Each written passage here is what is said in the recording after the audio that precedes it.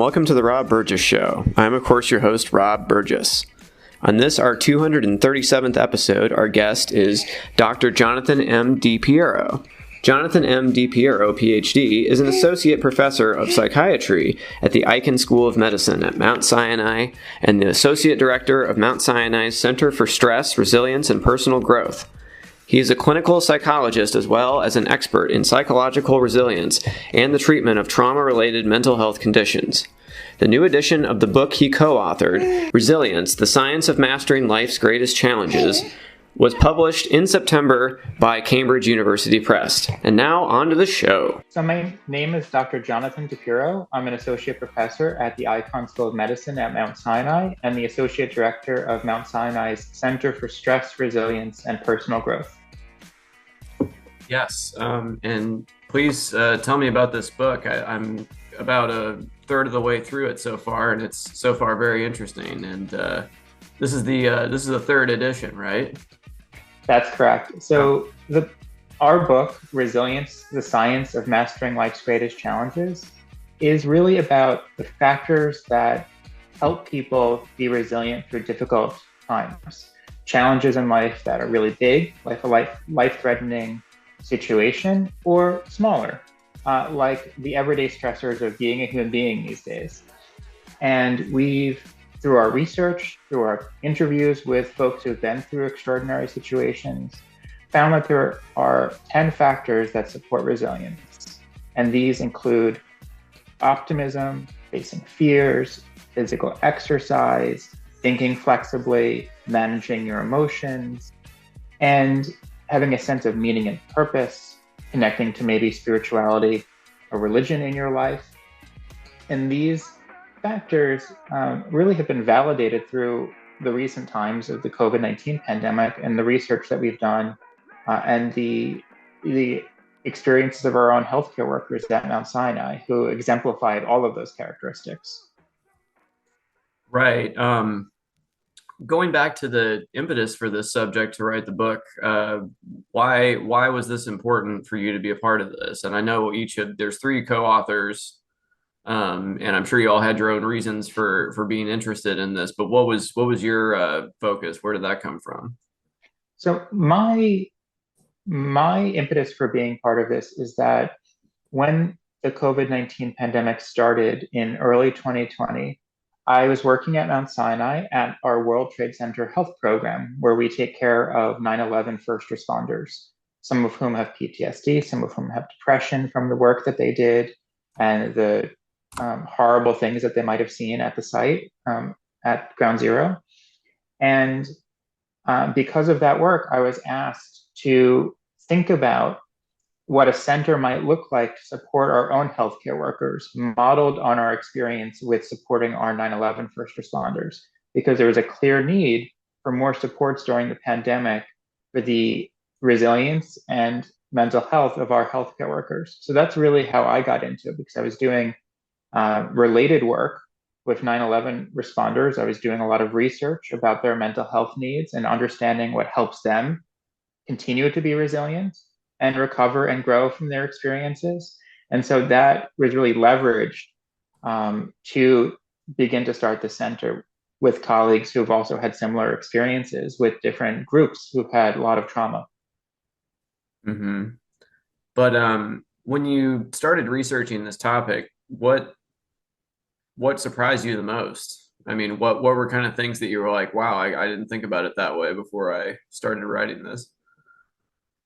So one of the things that surprised me the most, just even over the years of understanding resilience, is that it's sometimes easy to say, okay, you have a group of people that have had a traumatic experience, and of that, some percentage develop PTSD. And the rest of the folks, those folks are resilient because they had the exposure and they didn't develop mental health symptoms or PTSD.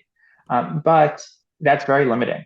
So I think through this work, through the interviews with folks who've been through difficult experiences and through doing related research, I really understood that we see resilience in the process of how people recover from conditions like depression and anxiety and PTSD. And the suffering related to some of those conditions and resilience can often go hand in hand. For example, we know that people with moderate PTSD symptoms, moderate distress related to trauma, actually have the largest amount of post-traumatic growth. They're most able to identify positive ways in which their life has changed as a result of the trauma. So it's not that resilience and distress are polar opposites, they go hand in hand. And that was eye-opening to me. Mm-hmm. Right. And one of the interesting chapters right at the beginning of the book is about optimism. Um, Talk a little bit about, because not all of us, I don't know if you know this, are like necessarily geared towards optimism. I feel like I'm definitely, if I let myself, I'm probably a natural pessimist. I would say I'm a journalist, so I mean that makes sense. But I don't feel like I'm, necessarily biased towards that. So, but I see the utility in developing optimism and a healthy sense of the future. And what can you do for people that, or say to people that are like me and maybe not, not as optimistic naturally, or it's not our default setting necessarily to be optimistic, I guess. Yeah, I would say that it's a muscle that can be trained. And the goal of that training is not to see the world as rosy or overly positive, but to see the world more realistically and helpfully. So people who are pessimistic sometimes feel and think that their problems are going to last forever and that the things that they're going through right now affect every part of their life. And they, in that way, kind of blow things out of proportion. And someone who's an optimist can see problems as limited in time and limited in how many things in their life that those issues impact. So they kind of have practiced reframing what they're going through and seeing it through a narrow lens rather than through a really broad, catastrophic lens. Yeah, that's definitely a good way to think about it. One section in the optimism part that I thought was very interesting was this idea of false optimism. And I was talking about this with my wife, and she called it toxic positivity, which I thought was a good way to describe it. But talk a little bit about that and how maybe that isn't the best way to go about it. Yeah, absolutely. So I believe I mentioned the term toxic positivity in the book. I, Coming at someone who's going through something challenging and saying, just look on the bright side, everything's going to be okay.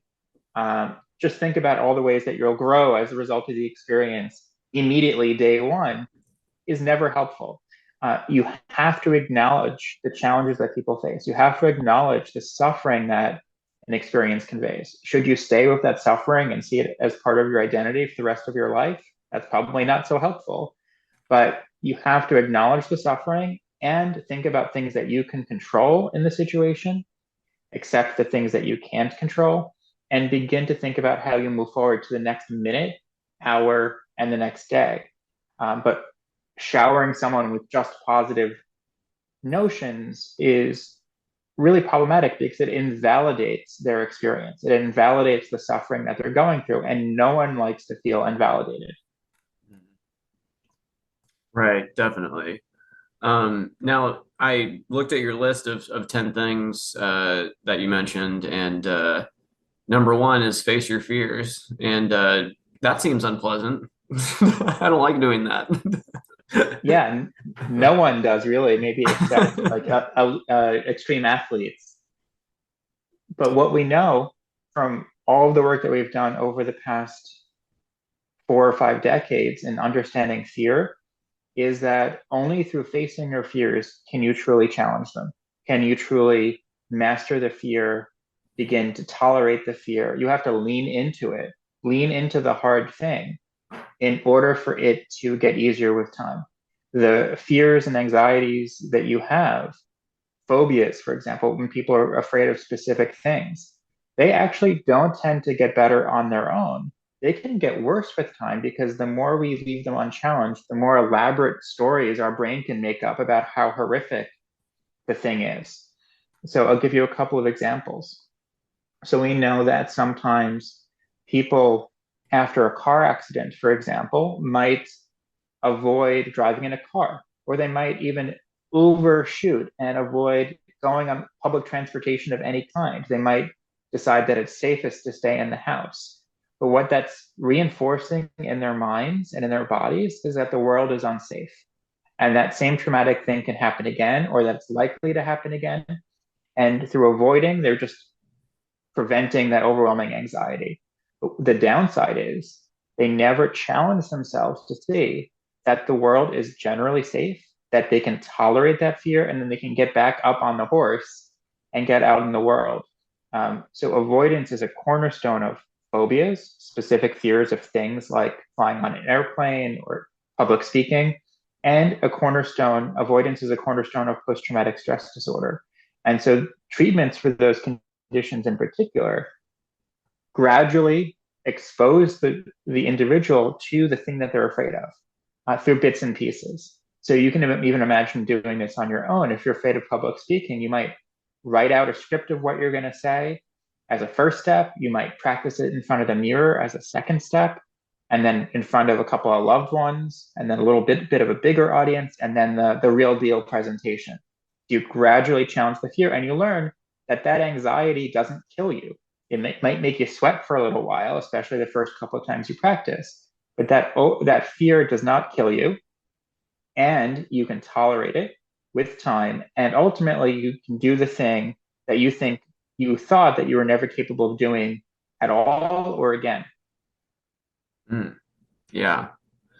I just think though that there is probably a biological reason that we're like predisposed to look for like threats. I mean, I bet every person in the generations before us who made it to, birthing age was probably rightly afraid of certain things. And those are the people that got to carry their genes on.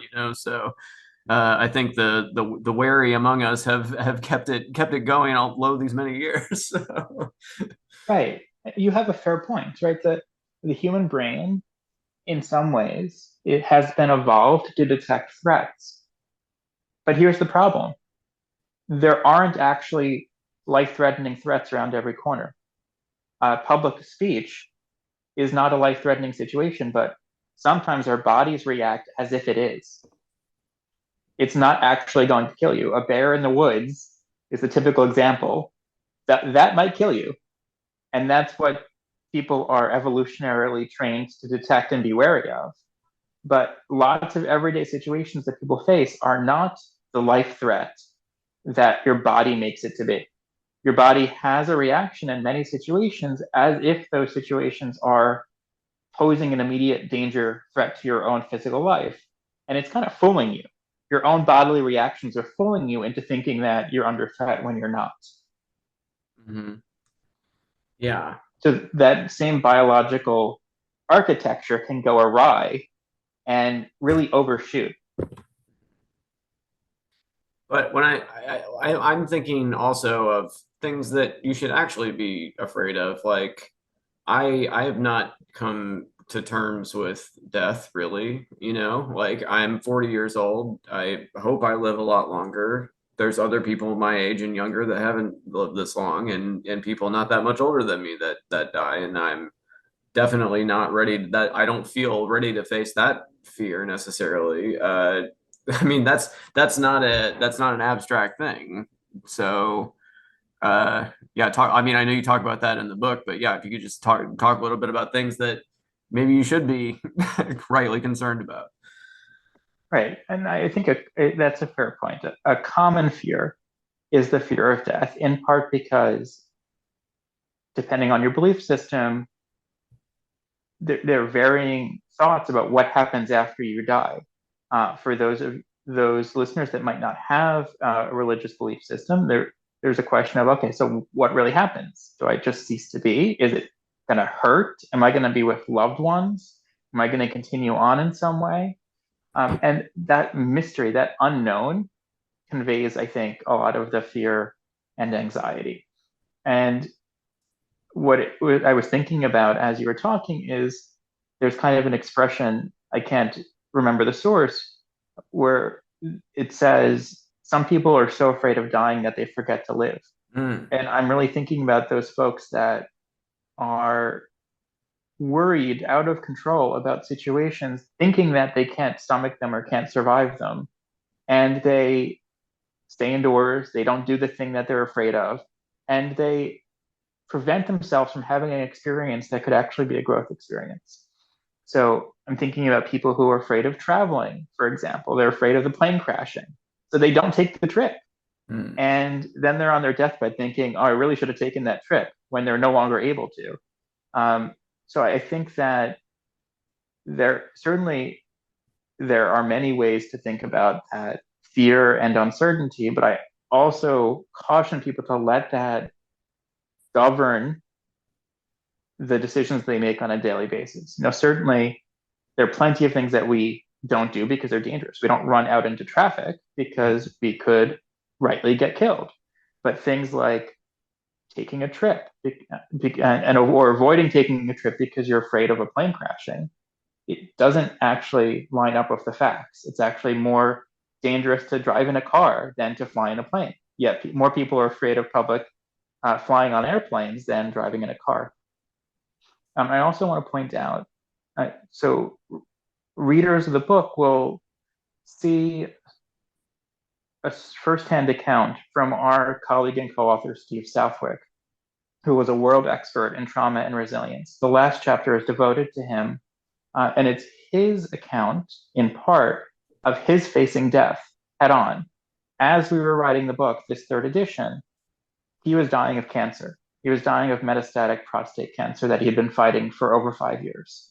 And he wrote in the ICU, and while he was going through chemotherapy, painful surgical procedures, about how he was trying to use the very resilience factors that he studied over the course of his life to face death. And let me just tell you one example of how he did this, which I thought was incredibly beautiful. He leaned into it. And in his last days, when he was in the hospital, not knowing if he was going to survive another couple of days and in agonizing pain, he told literally everybody that came into his hospital room that he loved them and he appreciated them and he was grateful for them.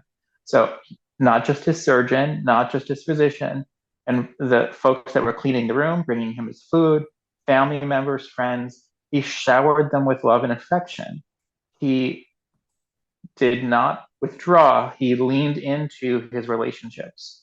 And I think this teaches a valuable lesson. Certainly as people are confronting death, they can often lose track of what's most meaningful to them in their lives. And Steve is a shining example of someone who didn't do that. Mm-hmm. Yeah, I'm glad you mentioned that for sure. You also mentioned something about religion or spirituality, and I think if that is something that you genuinely have in your life, I think that can be very valuable, and it I would imagine be very nice to just throw all that on that. I'm not like I can see wonder in the world, and like when my children ask me if magic exists, I'm like, well, you're here, and I understand technically how that happened, but I don't at all understand how your mother and I made you with our bodies. You know what I mean? Like, Yeah, you have an excellent point, and I make a very strong distinction between spirituality and religion. So, spirituality, broadly speaking, is connecting to a sense of something greater than yourself. And religion is one way that a lot of people do that through formal practices like prayer, going to a religious service, having a faith community, having a set of practices and beliefs and customs, religious laws. So there can be a difference between the two. Faith, or rather spirituality, can be accomplished or connected to through things like meditation or yoga, through the sense of awe that you were just describing, looking at your children and saying, I don't know how we did this. And what you're describing is increasingly what a lot of Americans, folks in the US experience, where they say, no, I'm not religious, but I'm spiritual. Um, what we do know, though, is that across the entire world, 80% of people identify with an organized religion of some kind. And I'm not pushing that on folks. In fact, we know from our interviews with Vietnam War POWs that those POWs who were looking at their buddies who were very religious and then tried to do the practices themselves and tried to do the prayer and the church services that were being held, it didn't work. It didn't work for them if it wasn't their custom to begin with, if it wasn't their tradition. So just essentially faking it didn't work. So that's what I'm not recommending, that just trying to pick up religion out of the blue. But what I am asking people to think about is some way of connecting to something greater. You might get that sense of awe from walking in the woods. I give a corny example that, you know, part of our hospital was designed by the architect Icahn, and it's a huge atrium. And when I walk into the hospital, our Mount Sinai hospital, especially in the early morning hours when nobody else is there quite yet, maybe 6 o'clock, I've been there a few times at 6, and I look up, I have that sense of awe because you can see the parts of the different floors of the hospital, and you kind of wonder, well, what's actually going on here? Look at all the wonderful things that could be happening. And I have the sense of awe just in that space. And some people have that sense of awe similarly. And I think we should look to finding that ordinary magic is an expression that a colleague uses, that ordinary magic in life. Mm. Yeah, just before we started talking, I was walking outside, and I looked up, and the moon is just huge. Like it was like, wow, it's full moon, bang! Like it was like, and a cloud like passed in front of it, like a Hank Williams song. It was like amazing. So like, it was yeah. But I was gonna take a picture on my cell phone, but I knew it would never come out as well as it was looking, to the naked eye. But yeah, those little moments for sure. Yeah. I've heard that also. My wife and I were talking, and she was saying that the opposite of like a trigger, I guess how people talk about triggers, the opposite would be a glimmer. You know what I mean? Something that sparks joy as opposed to maybe like activates a past trauma or something.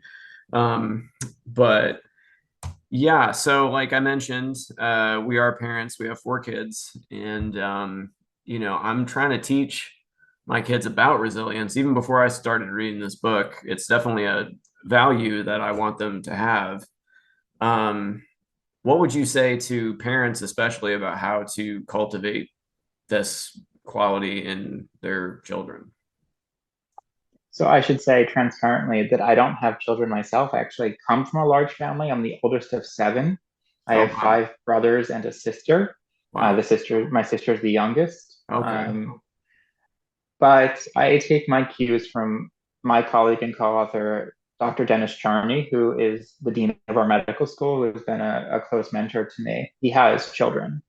And one of the things that he has made a point of doing with his children, who are now all adults who have careers, is to expose them to challenging situations. And what I mean there is not traumas, but things like team sports, things like going on nature hikes when they're able to do so, pushing them a little bit to understand that challenges can be overcome, that hard things do happen in life, and that there are models for understanding how to address them. There are kind of laboratories that we can expose our kids to in things like sports, or certain kinds of trips, or hobbies like activities like chess, right, where there's the possibility of failure and you have to tolerate that failure.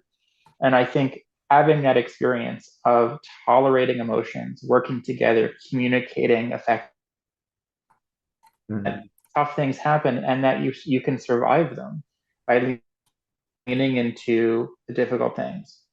There is a whole bunch of parenting philosophies, but I would just caution parents about being too careful about what you expose your children to, especially with your support right alongside them, right? People do die. Difficult things do happen in life. If the child knows that they have a parent who is right alongside them as it's happening, talking them through it, being there to pick them up off the ground and dust them off and push them back into the game, then they do better.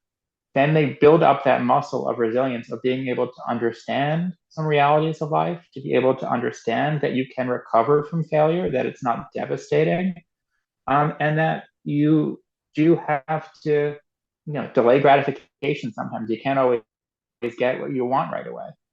Mm. Yeah.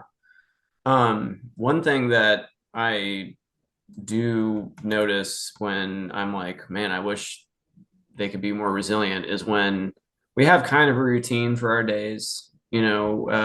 Things happen at a certain time, but when things have to happen at a different time for whatever reason, or this schedule gets moved around, that's always the one of the biggest sticking points is that children like routines, and having that anything change that can be challenging if they're used to one thing and something else happens for whatever reason.